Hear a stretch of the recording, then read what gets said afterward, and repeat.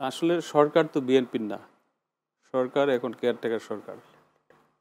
তো জামাতও তো সরকারের না। হ্যাঁ, জামাতের বিষয়ে পরে আসতেছি।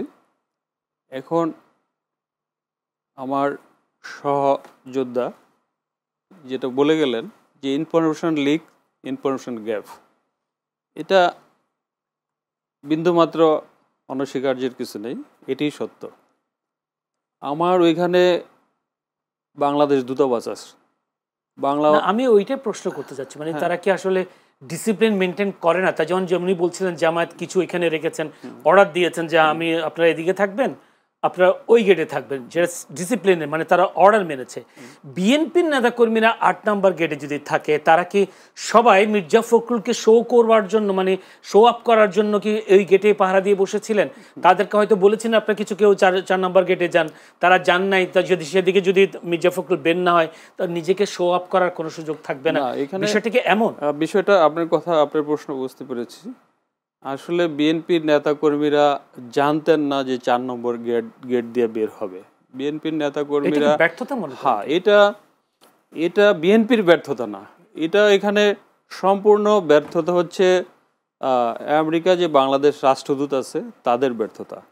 তারা আসলে ওইখানে আমি আমার সহযোদ্ধার সঙ্গে একমত পোষণ করছি এই কারণে যে ওইখানেই এখনো ফেসিবাদ প্রেতাত্মারা লুকিয়ে আছে। ওখান থেকে ইনফরমেশনগুলা লিকেজ হয়েছে, ওই ইনফরমেশনগুলা লিকেজ হয়ে তারা এটা এয়ারপোর্টে এইভাবে তাদেরকে অপমান অপদস্থ করার চেষ্টা করেছে। তো আসলে কিছু করারও নেই এই মুহূর্তে, কিছু করার নেই বাবুল স্যারে। কিছু এভাবে বলি, আপনারা বারবার বক্তব্য বলছেন যে আওয়ামী লীগের দোসররা বিভিন্ন জায়গায় বসে আছেন, এইটা আপনাদের মাথায় আছে, কিন্তু সেই অনুযায়ী তাদেরকে মোকাবেলা করবার জন্য সেই পরিকল্পনার কেন অভাব? আমার প্রশ্ন হচ্ছে, রাজনীতির মাঠ তো আওয়ামী লীগও চাইবে আপনাদেরকে হারানোর জন্য, জামায়াতও চাইবে হারানোর জন্য বিএনপিকে, তাহলে বিএনপির পদক্ষেপে ঘাটতি কেন? এটা আমার প্রশ্ন। বিএনপির পদক্ষেপে ঘাটতি ছিল, এখানকার নেতাকর্মীরা ওনারা বুঝতে পারেন নাই যে হয়তো এইভাবে আক্রমণ করা হবে। আসলে এই আক্রমণটা তো আমরা বিগত 16-17 বছর যেটা দেখলাম, ফেসিবাদের হামলা আক্রমণগুলা এইভাবেই হয় সাধারণত। আজকে আপনি জেনে আছেন যে আজকে দেখছেন ফার্মগেটে একটা ঘটনা, আমরা তো চিন্তাও করতে পারি নাই, কেউ দেশবাসী কেউ চিন্তা করতে পারে নাই, তারা একটা ঝটিকা মিছিল, যদিও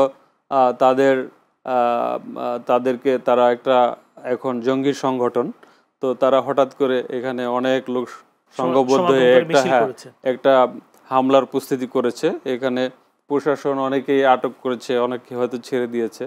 এখন এই কেয়ারটেকার গভর্নমেন্টের সময়কাল, যেহেতু পূর্বের বাংলাদেশ হাইকমিশনে এখনও কিন্তু পূর্বের লোকজন বহাল, হয়তো 2-1 জন চেঞ্জ হয়েছে।